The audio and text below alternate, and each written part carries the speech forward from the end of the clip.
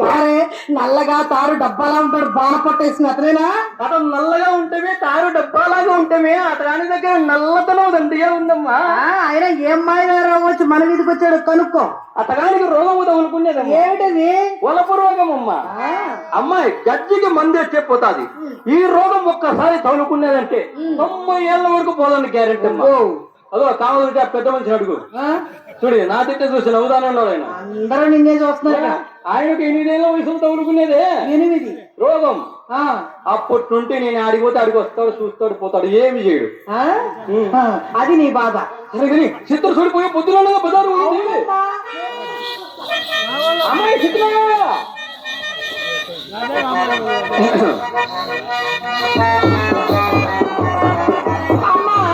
అమ్మా ఏం జరిగింది?